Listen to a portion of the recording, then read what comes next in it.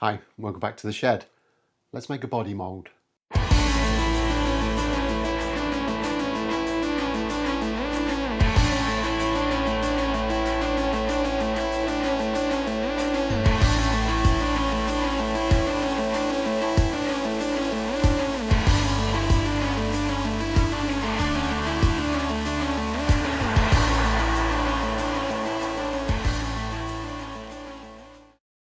So last time we got these two chunky little bending forms made. It was a lot of work, but we've got there and they're pretty much ready for the bending to take place. However, before we can do that, we need something to actually put the bent ribs into. So we'll get rid of these for the time being.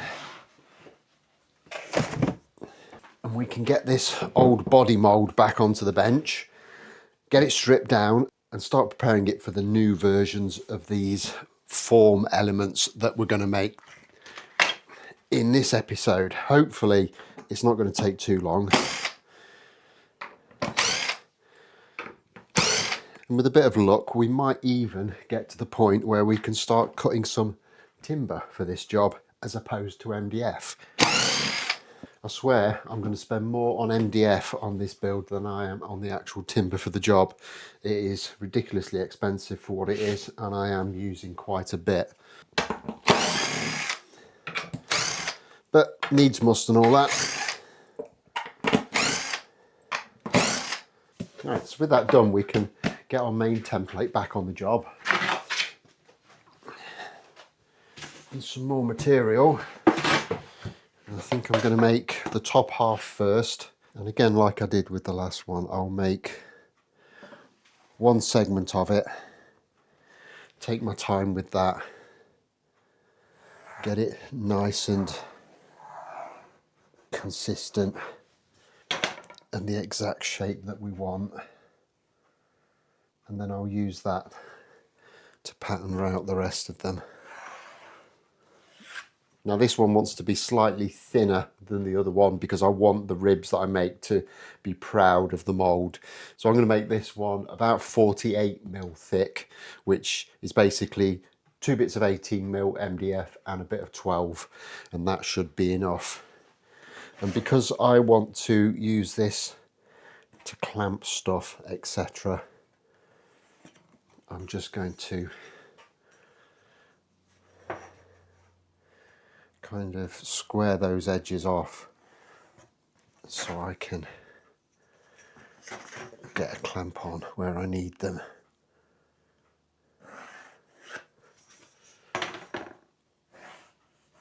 Something like that. So we can get this fired over to the bandsaw now and get it chomped out.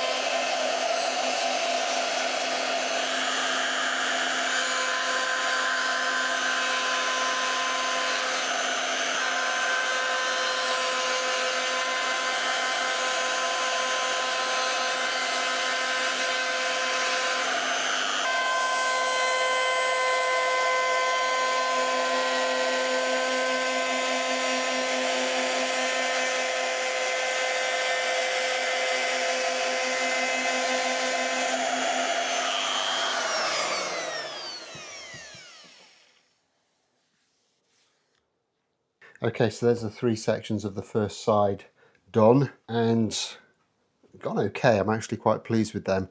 So now it's just a case of fastening them together. And I'm looking at these, and because they are quite thin in places, there is a little bit of flex in them. So I think what I'm going to do is I'm just going to screw them together, but I'm going to start one end, kind of get that screwed together, move on a bit, get it all lined up, clamp it, screw it, and then move my way around, and hopefully by the time we get to the end we should be able to have pulled them all into exactly the same shape. So I'm going to start by screwing the thinner of the 3 onto the first one, thinking these 30mm screws are just the right size. I could have done with something a little bit smaller, but we'll go with it.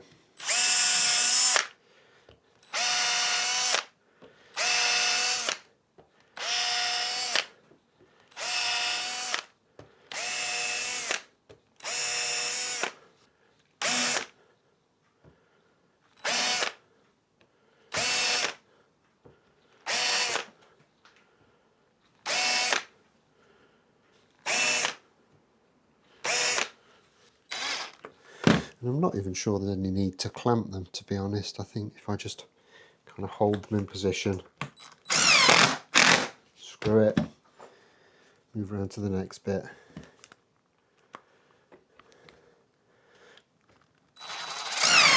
Screw it, move that into line.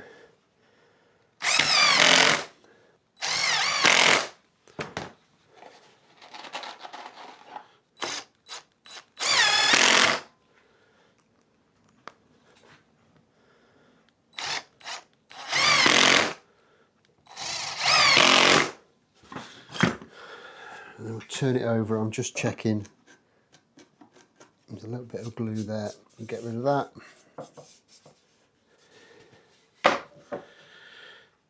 Just do the same with this top one.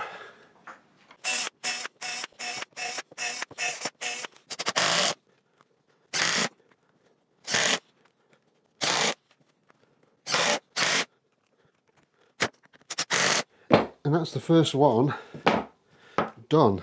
So that's the top half of the guitar. Bring that back on, and that will kind of fasten along the centre line like that. Now I trimmed this one that's on the bottom perfectly for the centre line, so that is good to go. So I can just fasten it on there when I'm ready. And all I'm going to do is just screw through the whole lot with some chunky screws. This is probably going to have to come off and be flipped at some point because we need to work from both sides, so we don't need it permanently in place. As it stands, I don't think I've got screws that are the right size, so I'm going to leave it off for the time being, and I can go to the shop and get some screws that will fit properly at a later date.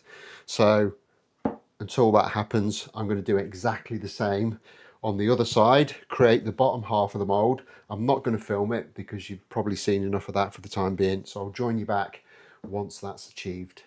So I got a load of really great comments after the last video. A lot of enthusiasm for this build. I apologise I haven't had a chance to reply to them yet. My focus is on trying to get some of this work done at the moment, but I thought I'd address 1 or 2 of them in this video. Firstly, a lot of people are kind of likening this to the 335 build that I did a few years ago.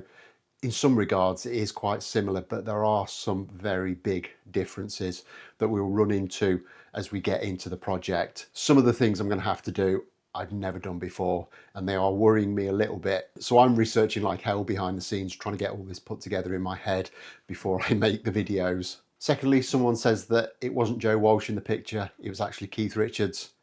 This is Keith Richards. And lastly, I did get a really nice message of support come through from Joe Walsh.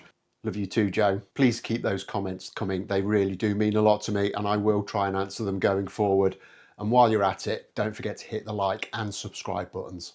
And there's the mould with the lower half added on. I've still got a little bit of tidying up work to do on there, but you get the general idea. Obviously this is being viewed from the back at the moment, but we can flip that round when we need the other half. So with that complete, the next thing I want to do is just do a little bit of a quick test run with cutting some of the veneers that we're going to need to form these ribs. Now in the past I've used some of this structural veneer that you can buy kind of off the shelf. This is 1.5 mil thick maple, and this is what I used on the 335 build, and it worked very, very well. And I would have used it again. However, the company that I sourced this from haven't got it in maple. They've got other species, but not maple, and I couldn't find anywhere else where I could buy some of this. So I'm going to have to cut my own veneers. Now, I've done this before with walnut, and it worked fine. I've not done it with maple yet. I can't see as it'll be a massive problem. But to do that, first thing I'm going to need to do is put a new bandsaw blade on. So I've got a nice new 1/2 inch bandsaw blade. Ideally, you would want something a little bit wider than that, 3/4 to 1 inch wide, but my little bandsaw only takes up to 1/2 inch, so we're going to have to make do with this. So I'll just get this whipped on quickly and we'll have a go at cutting some 1.5 mil thick veneers. And thankfully it doesn't take long at all to change out the blade on this saw. So I've set my fence up roughly where I need it. This is only an experiment at this stage. I'll get my ears on and just see if we can get a couple of these veneers cut down.